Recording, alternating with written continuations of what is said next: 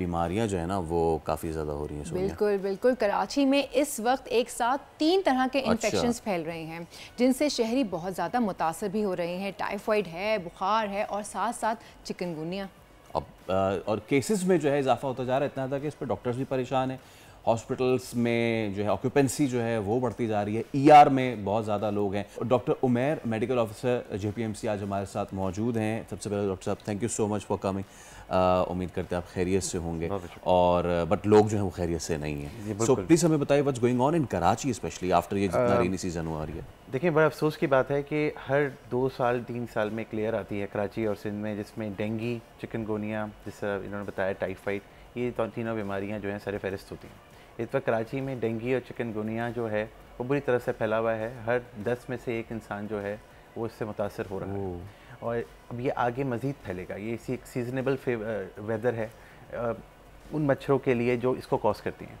अच्छा, जो सबसे एक डिफरेंट बात है वो ये है कि जो आपके नाज़रीन को पता होनी चाहिए कि ये सेम मॉस्किटो है जो चिकनगुनिया कॉज कर रहा है, यही मॉस्किटो है जो डेंगू को कॉज कर रहा है, which is known as Aedes aegypti.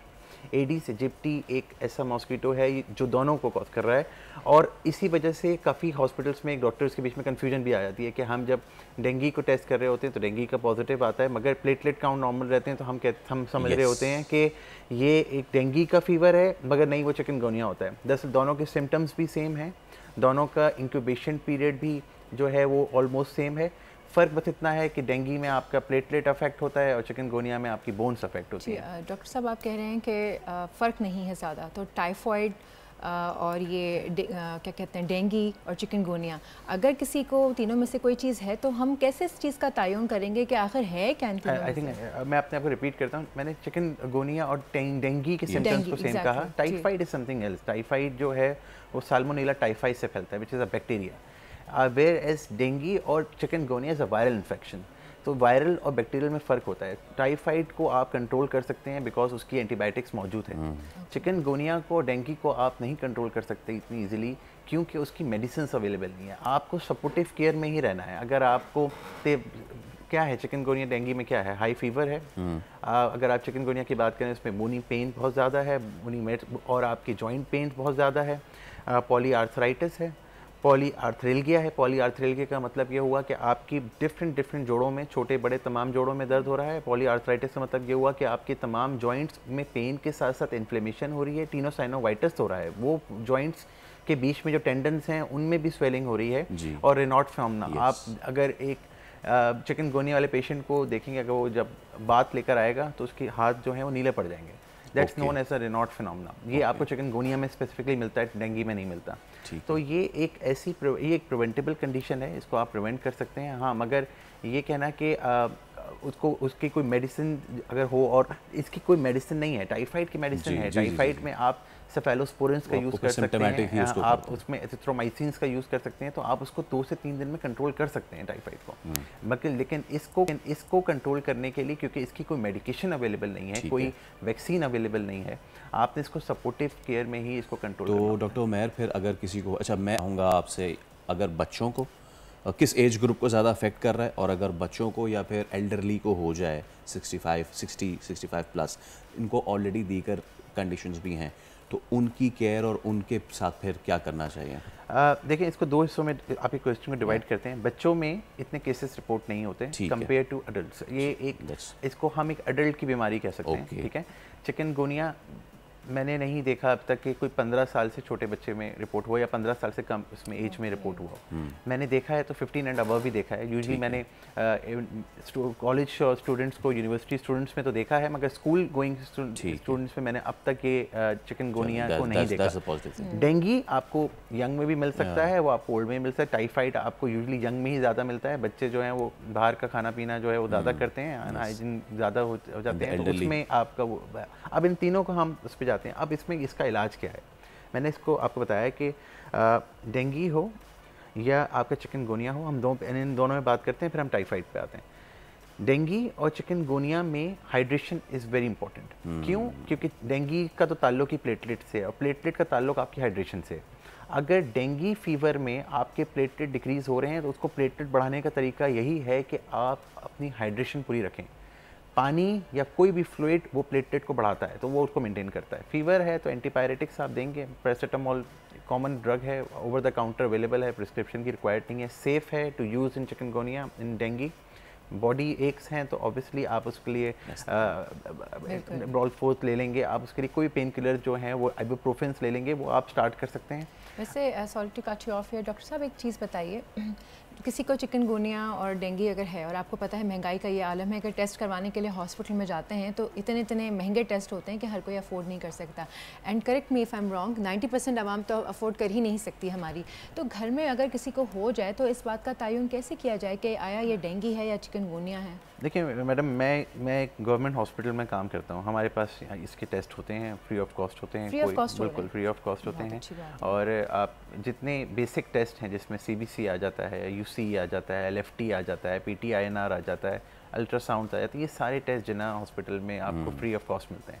और एक ही दिन में हज़ारों टेस्ट हो रहे होते हैं और फ्री ऑफ कॉस्ट हो रहे होते हैं। और अब सिर्फ जिन्ना और सिविल को आप हटा दें, बासी को हटाते हैं, अब आई थिंक काफ़ी फाउंडेशंस आ गए हैं। सैलानी वेलफेयर जो है वो इसमें बहुत सारे फेरिस्त है, JDC फाउंडेशन है वो बहुत सारे फेरिस्त है, अभी JDC ने अपनी लेबॉर्ट्री स्टार्ट की है।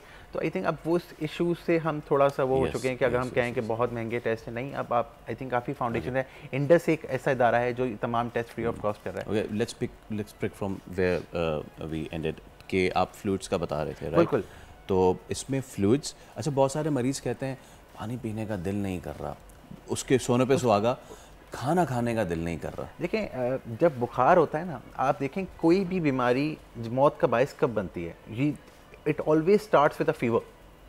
कोई बीमारी आप उठा लें, ज़्यादा बीमारियां they always start with a fever. Sepsis आप एक बड़ी कॉमन वो है, हॉस्पिटल में सबसे ज़्यादा डेथ जो है सेप्सिस से होती है। जब बुखार की कैफियत हो और जिस्म में दर्द हो तो भूख और प्यास नहीं लगती, एक मतली और दिल ख़राब और दिल में एक बोझ जैसी फीलिंग जो है वो आती है। जब ये बुखार आपका उतरता है और आप अपने पेन किलर्स में होते हैं, आप एंटीपायरेटिक्स में होते हैं, तो फिर वो कैफियत भी दुरुस्त हो जाती है। ये सिर्फ 2 से 3 दिन का मरहला होता है। 3 से 4 दिन में पेशेंट जो है उसको भूख भी लगने लग जाती है, प्यास भी लगने लग जाती है। तो ऐसी कंडीशंस में अगर पेशेंट अब खा पी नहीं रहा तो फिर हम IV की तरफ जाते हैं। पहले तो हमारी कोशिश यही होती है, फर्स्ट लाइन तो ये होती है कि आप पेशेंट को ओरल हाइड्रेट करें, ओरली आप उसको फोर्स आउट करें। पानी नहीं पी रहा तो आप जूसेस दे दें, जूसेस नहीं दे रहा तो आप ORS का ओज बनाकर दे दें। मगर अगर वो इससे भी नहीं वो कर पा रहा, क्योंकि डेंगू और चिकनगुनिया में वॉमिटिंग भी एक सिम्टम है। अच्छा, ये दोनों में है या किसी एक में है? दोनों में है, और ये बल्कि तीनों में है। टाइफाइड में भी आपको वॉमिटिंग मिलता है, ठीक है। डायरिया भी अब चिकनगुनिया में मैंने देखा है कि मैंने पिछले हफ्ते में कुछ केसेस देखे जिसमें डायरिया भी चिकनगुनिया में आ रहा था, जबकि ऐसा कुछ सिम्टम पहले हम 2-3 साल पहले जब हम देखते थे तो ऐसे कुछ सिम्टम्स नहीं मिलते थे, मगर अब इस दफ़ा मैंने देखा कि डायरिया भी एक वन ऑफ द सिम्टम्स है चिकनगुनिया। बॉडी के ऊपर डिपेंड करता है कि किसी को डायरिया होगा, लाइक अंदर कोई इम्यूनिटी सिस्टम आपका वीक है, क़ुव्वत मुदाफ़ियत वीक है, तो ज़्यादा चीज़ें उसको होने के चांसेस हैं। आप जैसे इन्होंने अभी कहा कि एज जो है वो फैक्टर है। एक इंसान जो है वो 70 ईयर ओल्ड है तो आप उसकी इम्यूनिटी, जाहिर सी बात है मेरी जैसी इम्यूनिटी तो नहीं होगी, और जो मेरी इम्यूनिटी है वो उनकी जैसी इम्यूनिटी नहीं होगी, तो हम दोनों की इम्यूनिटी में फ़र्क है। जिसकी अब वीक इसकी इम्यूनिटी है वो ऑब्वियसली उसके कॉम्प्लिकेशंस भी ज़्यादा होंगे, उसका ड्यूरेशन ऑफ इन्फेक्शन भी ज़्यादा होगा। अब क्योंकि चिकनगुनिया की अगर बात करें तो इसका इंक्यूबेशन पीरियड है 2 से 12 दिन। 2 से 12 दिन का मतलब क्या हुआ कि आपको चिकनगुनिया हुआ और सिम्टम डेवलप्ड हुए, तो ये जो अरसा है 2 से 12 दिन का है। मगर कराची में इस वक्त हम देख रहे हैं कि 4 से 8 दिन में पेशेंट जो है स्टेबल हो रहा है। अब जब आपको चिकनगुनिया डायग्नोस हो गया तो अब लोगों की एक बहुत गलत प्रैक्टिस मैंने देखी है, वो अपनी मर्जी से एंटीबायोटिक खाना शुरू कर देते हैं। It has nothing to do with the antibiotic, it's a viral infection. ये मैं आपके नाज़रीन को बताता चलूँ, आप एंटीबायोटिक खा के अपने आप को ख़राब करेंगे, सही नहीं करेंगे। बहुत अच्छी बात। ये क्या करते हैं कि अब मैंने कितने केस में जिन्ना में इंटीरियर सिंध से लोग आते हैं, उनको जाहिर सी बात है शऊर नहीं होता, वहाँ पे इतनी एजुकेशन नहीं है, इतना शऊर नहीं है, तो वो अब वहाँ की जो लोकल क्वेक्स हैं उनसे वो एंटीबायोटिक्स ले लेते हैं और वो 10-10, 15-15 दिन उन एंटीबायोटिक को खाए जा रहे हैं, और उसकी वजह चिकनगुनिया या डेंगू की वजह से तबीयत ख़राब नहीं हो रही है उनकी, उन एंटीबायोटिक्स की वजह से इनको रिएक्शंस हो रहे हैं और उनकी तबीयत ख़राब हो रही है। तो ये जानना बहुत ज़रूरी है कि देखें, अगर आप बैंकर हैं तो आप घर पे तो बैंक का काम नहीं कर सकते ना, आपको जाना पड़ेगा बैंकर के पास।